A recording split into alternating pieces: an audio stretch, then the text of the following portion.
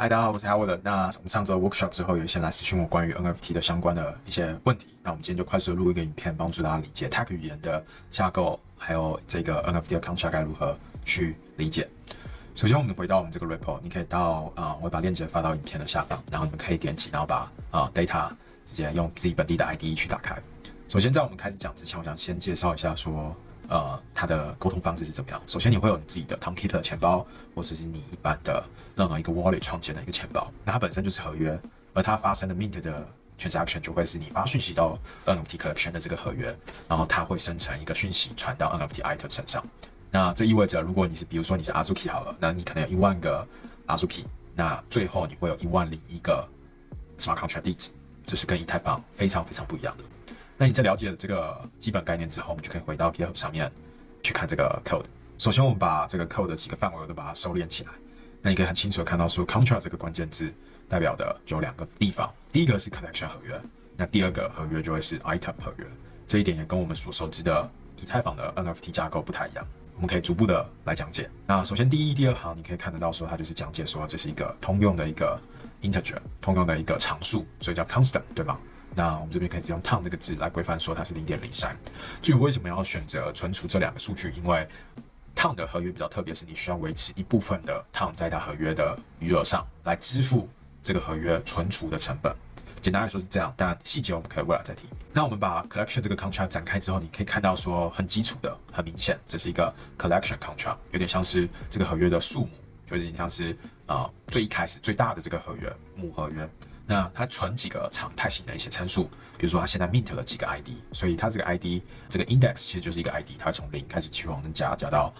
你所设置上限的话。那第二个就是你的 owner 是谁，那第三个就是你的 royalty fee 的这个 parameter。那我们底下我们这边设置了一个data type， 就是数据的类型，叫这个东西，在我们下面我们待会可以再提。那你可以这边就可以快速的理解说，其实 tag 是支持客制化的数据结构。那我们继续往下一般来说，你传这个 NFT 的 content， 你是要用一组 URL 的链接，它其实是 string， 就是字符串。你需要把字符串压缩成 cell， 就我们所熟知的这种细胞核的形式来存到合约上。所以你可以看到说很标准的，我们会把它先压缩再存到 cell 里面，因为单纯的字符 string 是不能存到合约里面。那接下来我们就会常态性的会看到说 receive 相当于就是我们Solidity上面知道的 function。到这边我们设计就是说，你传 mint 这个文字进到合约，它就会 mint 一个成功一个 NFT。那第一行就比较特别，它是一个 context 的讯息。context 的讯息是什么？我们可以回到我们这个 repo 上面，我这边有附上一个 document， 就是一个 tag 语言的一个文档。那你可以输入看到 context 其实会有附带这几个讯息，就是说你可以这个文本这个对话窗，它会有一个 bounce 的讯息，它会有 sender 是谁，所以你可以呼叫了这个 context 之后，你可以用这个 ctx dot 这种 value 打 sender 去做一个筛选的动作，也就是这个的讯息就代表说我传进的这个数据，这个数值，它其实是这个文本对话窗的 sender 这个人，也就是谁 call 这个 mint 这个 transaction 进到合约里面，很好理解吧？那你这边 mint 打开，你就会看到说这边要写一些细部的细节我们可能会有 require 等等的东西。那你 mint 成功之后，它就会有 transfer 这个动作的 transaction 传出去。所以你必须符合我们这个 mint 的要求，就会设定在这边，然后来帮助你去发相对应的下一个步骤的transaction 的讯息。继续往下，这边比较值得一提的就是说，你这边写了一个 function， 你把你的 ID 传进去，你就会有不同的 initial code。在这边你需要知道的是，你输入这个关键字搭配这个 initial code， 就会生成合约地址，因为我们这个合约地址是要给 to 这个参数。那为什么会有这个 ID 的差别呢？因为如同我们前面所说的，其实每一个 NFT item 它都有不一样的 ID， 所以你需要输入不一样的参数给 collection 这个合约，它才会回传你说这个 item 是什么样的地址，这个 item 是什么样的地址，以此去类推。如果你可以往细节去看的话，你可以看到我们这边其实是一个 self 的一个 get 的一个 function， 那它在底下，也就是这个。所以你会怎么做呢？你就会传入这个数值是什么样的 index ID。透过这个叙述，我们就会回传一个 initial code， 也就是这几个参数。因为如同我刚说明的，你会生成不同的 NFT item 的地址，相当于是有不一样的 initial code。原因是因为就是这边，你唯一能决定生成地址的不同，只取决于你这边的 index ID 是多少。应该还蛮好理解的。接下来我们就可以把一些基础的参数把它传上去。那 send parameter 是一个标准，你要传讯息的时候会需要准备的参数，你需要准备 to value bounce mode 这几个东西，细节你可以在我们刚刚分享的 tag 的文档上面去看到。值得一提的就是你需要在初次call一个合约的时候，附带你的 initial code， 所以这也是为什么这边需要把 initial code 打 code 还有 data 这两行附上。因为如果你是初始化部署这个合约，需要这两个数值来传入到新的合约上，才可以帮助这个合约部署成功。因为每一个合约都需要这两个参数。那下一行，如果我们初始化的交易发出去了，那我们就要给这个 ID 告诉这个 collection 的主合约这个母合约知道说 ，OK， 现在 ID 往下加了。那在未来如果有人在传这个 mint 的讯息的时候，他的 ID 要继续往上加，以此类推，我们把它继续往下。那这个 receive 其实就不展开，它是一个标准的，就是 maybe 会有人想要取这个版税的一些参数等等的东西，那其实不太重要，但它写法也很标准。那我们继续往下。下面这边讲到说 get function 是一个什么样的东西，那我在这边同样的会用到我们下面这个 structure， 就是我们先定义了这个数据结构是一个什么样子。那这边会有一个标准的这几个参数需要回传出来，来帮助大家理解。那至于为什么会要定义这几个参数呢？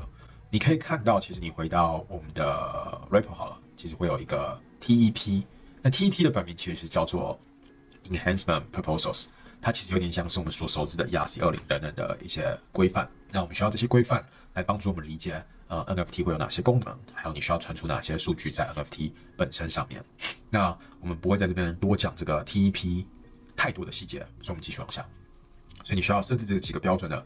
get function 来帮助大家去取得这个合约的一些相关数据。那值得一提的是，这个 get function 它是属于链下的一个针对你链下去取得数据的一个function， 它不是给其他 smart contract 去做 calling 的。就比如说你在 Ethereum 上面，你其实可以 call 其他 smart contract 的一些 function 来取得别的合约的数据。那在 TON 上面，由于它是异步的，所以你没办法单纯靠一个 get function 来取得别的 smart contract 的数据。那至于怎么取得呢？我们后面会再提。所以下面这几个其实都是标准帮助我们去计算 或许就是帮助我们计算当前需要的一些数据，还有取得一些标准化的一个返回值，来帮助我们，譬如说我们的前端需要调用的时候。那继续往下，那包含这个几个 message 下面旁边的这几个参数，它其实有点像 function ID， 也是帮助我们去定义，而且去取得说，知道我们要传哪一个讯息的接口来回传到这个transaction 的讯息本上，所以这也是在 TP 上面先被定义好的。我们就可以继续往下。那这边的 message 值得一提的就会是它的 integer， 这边其实可以广泛的定义说你是什么样的数据类型，这一点就跟 Solidity 相比是比较严格的。那最明显的差别，那当然就是 gas fee 的耗费是不一样。比如说你这边on-site integer 的16跟 on-site integer 的64，它耗费的存储空间是不一样的。但这边有点太细节，其实你乱写也没关系。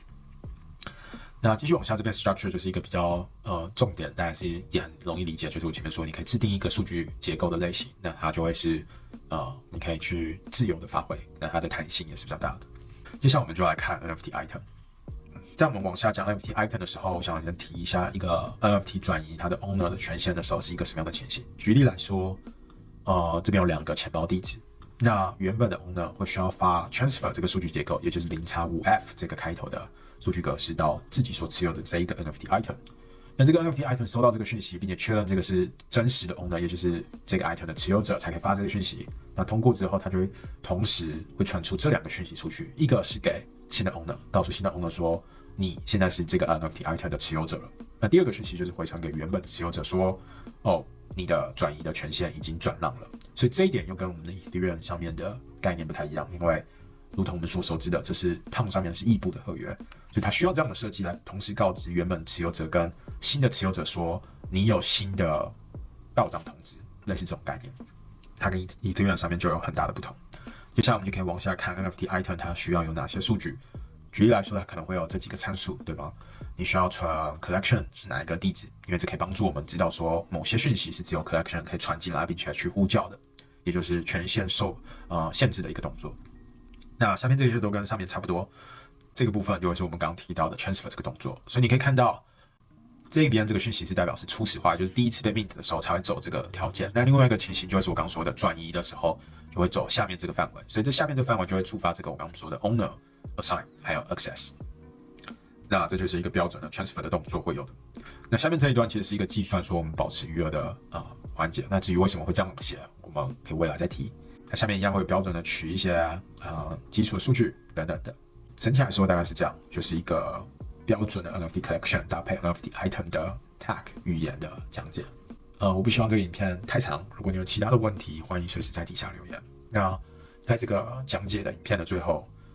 我希望跟大家强调并且宣传一件事情，就是我们现在正准备将 TON 的相关的资源把它进行汉化。那虽然说是一个汉化的志工的工作，可是它会是一个有偿而且有薪水支付的一个环节。所以如果感兴趣的，就麻烦在及时联络我们吧。OK， 那这就是一个简单 overview， 带你去了解 Tech 语言大概是一个什么样的架构，并且帮助你理解每一个段落大概是什么意思的一个影片。那今天的影片就先这样，拜拜。